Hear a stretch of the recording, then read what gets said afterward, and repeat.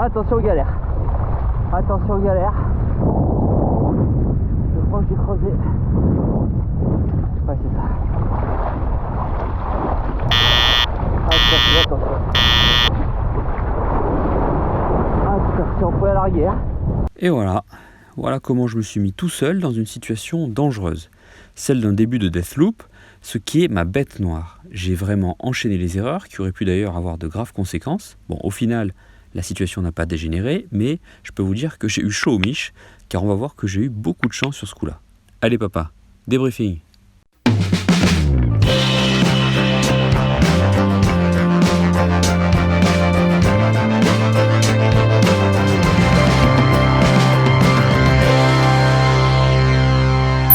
Et nous voilà partis pour une session assez classique de baston pré-hivernal avec une tramontane assez capricieuse sur l'étang d'Ingrill à Frontignan. Je me fais copieusement bouger par les rafales. Alors on est début décembre, donc vu la température, il n'y a quand même pas grand monde sur le spot. Et donc j'en profitais pour m'essayer à la transition sautée. Voilà, et plouf. Après quelques tentatives un peu timides, comme celle-là, je décide d'envoyer un peu plus fort sur la prochaine relance pour ne pas retomber comme un sachet de thé. Allez, on monte, on frotte, on tire et on repart. Effectivement, j'ai peut-être renvoyé un tantinet trop fort et un rinçage des sinus à l'eau fraîche. Dès que je sors de l'eau, rapide état des lieux en moins de 5 secondes. Mes lignes ne semblent pas trop détendues, le kite s'est retourné sur sa face extérieure, la ligne arrière bâbord est claire. Bon, jusque-là, c'est plutôt bon signe. On est probablement parti pour un redécollage simple en tirant sur la ligne arrière, ici en rouge, afin de faire basculer le kite sur son oreille. Mais quand même, il y a un truc qui cloche. En essayant de redécoller, je remarque que le kite n'a pas un comportement normal. La première hypothèse que je fais à ce moment-là, c'est que mes lignes se sont peut-être croisées.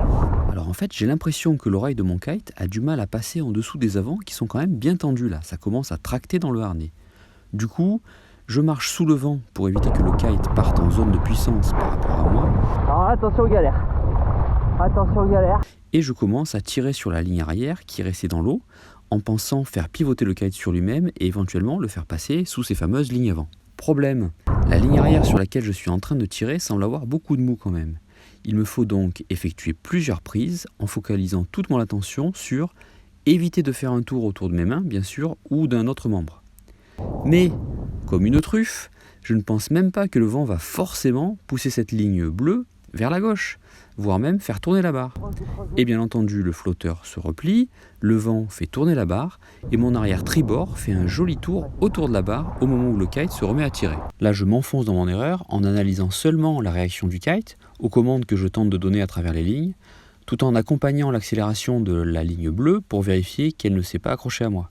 Mais pendant ce temps, je passe complètement à côté des vrais problèmes qui sont pourtant sous mes yeux. C'est parti, je ne peux plus du tout contenir la traction du kite qui commence à tourner dans le sens des aiguilles d'une montre, juste le temps d'écarter la board et le kite commence à me tracter vers le haut. Là, pour la toute première fois, je pense au Deathloop et je tente de choper ma barre afin de tirer sur la ligne opposée au sens de rotation, c'est-à-dire ici la ligne bâbord, sauf qu'elle est trop loin pour mes petits bras de crevette. Je rate la barre qui bouge trop et le kite retombe sur l'eau, ce qui me permet de retrouver momentanément mes appuis. Je laisse ma main gauche sur le largueur car, bizarrement, mais tant mieux, le kite ne repart pas tout de suite. C'est donc un petit peu plus compliqué qu'un simple tour d'un arrière autour de la barre. Je profite du fait que le kite reste stable pour procéder par élimination. D'abord, libérer la ligne arrière entourée sur la barre. Certes, pas très facile d'une seule main, mais je préfère laisser la main gauche sur le largueur car je suis maintenant à moins de 50 mètres de la route dans une configuration que je ne comprends pas encore. Ensuite, je remarque que la ligne arrière tribord est toujours molle, alors que le kite répond dès que je manipule l'arrière bâbord, et que ça tire toujours très fort dans le harnais. C'est donc le moment de faire un check des lignes avant. Et là, alléluia! Je regarde enfin vers mon crochet de harnais et je peux libérer la ligne avant, en faisant attention, qui était en fait bloquée depuis le début. Et voilà un mystère qui s'éclaircit. Même avec un tour de la ligne arrière autour de la barre, la puissance de la rotation du kite a été atténuée, car en fait c'est la ligne avant qui prenait le relais et qui a arrêté le Deathloop. Dur à dire le Deathloop, hein. On se retrouve maintenant dans une configuration qui me semble un petit peu moins exotique. Les deux arrières semblent à peu près équilibrés et juste enroulés autour des avants. Je tâtonne un petit peu pour déterminer dans quel sens dérouler la barre. Avec le soleil en pleine poire, c'est pas gagné. Je fais ensuite des petits décollages d'ailes, puis je lâche la barre pour la laisser se dérouler toute seule. Mais je me demande encore si les lignes arrière ne se sont pas en fait croisées avec les avants. Attention, ah merde.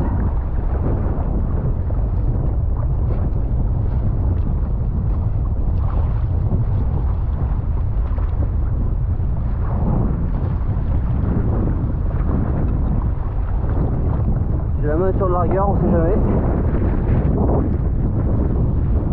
Je sais pas comment c'est possible. Je crois que j'ai mis 2 lignes croisées. C'est vraiment une galère ça. Encore un petit décollage pour y voir plus clair, et là la situation se débloque. Ouh. Ah le putain.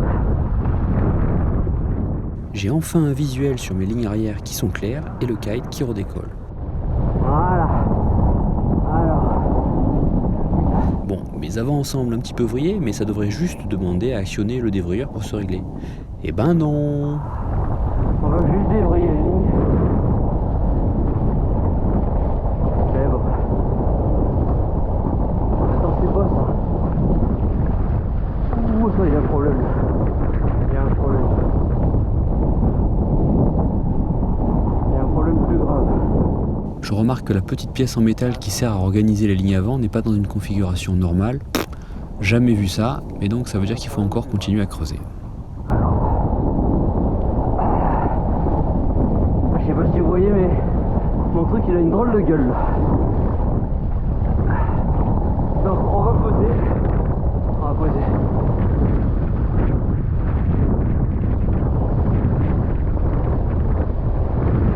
Voilà, on va se mettre en bord de fenêtre. Ça va, c'est bon. Merci. Merci au passage au rider inconnu qui est venu spontanément vérifier si j'avais un souci en me voyant galérer. Ça fait partie de la beauté de ce sport, on veille les uns sur les autres, c'est cool. Alors, ma ligne de sécu elle est là, d'accord? L'autre ligne on dirait qu'elle a fait un nœud. Je vais essayer de comprendre ce qui se passe. Ça. Je tire donc doucement sur le lige d'aile pour vérifier que ma ligne de sécu coulisse sans problème. Donc ma sécu elle est bonne, ma sécu elle fonctionne. Vous avez entendu le petit clac là? C'est l'organiseur de ligne, la petite pièce métallique, qui a retrouvé sa position lorsque j'ai manipulé un petit peu ma ligne de sécurité et qui a fini par libérer la ligne qui était bloquée. Cette fois je sens que c'est bon, il n'y a plus qu'à dévriller les avants. Voilà. Wouhou. Yes. La fin de la galère. Ouf, fin du suspense. Je vous avoue que j'étais très soulagé d'avoir retrouvé une configuration normale. Alors, c'est maintenant le moment du bilan. Si je devais faire le point sur les points positifs, les problèmes, où est-ce que j'ai eu de la chance et ce que j'ai appris de cette expérience. Au départ, j'ai fait une évaluation rapide de la situation. Ça, c'est plutôt positif. Par contre, le problème, c'est que j'ai fait une analyse partielle en ne prenant en compte que ce qui se passait entre la barre et le kite. J'ai aussi clairement eu de la chance d'avoir pied pour pouvoir effectuer mon analyse sereinement. Autre point positif, j'ai pensé à garder les lignes tendues tout au long de l'analyse. Avoir des lignes détendues, c'est un risque d'en avoir une qui s'enroule autour d'une main, d'une jambe, etc. Gros point noir maintenant, j'ai même pas réalisé que j'avais une ligne accrochée au harnais dès le début. Donc en fait, je n'aurais même pas pu larguer mon chicken loop, et pire, même en larguant mon leash d'aile, je serais resté connecté à l'aile en cas d'urgence. Paradoxalement, j'ai une certaine chance que ce soit cette ligne avant qui soit accrochée, car même avec une ligne arrière entourée sur la barre, la rotation du kite s'est arrêtée après seulement un tour. Je pense qu'on peut dire que je suis resté relativement calme et j'ai tenté d'avoir une approche méthodique en faisant des hypothèses. Par contre, avoir laissé la ligne arrière droite s'enrouler autour de la barre, ça c'est vraiment l'erreur qui est la plus grave je pense, car c'est entièrement de ma faute premièrement, et deuxièmement ça venait ajouter un problème sur un problème existant.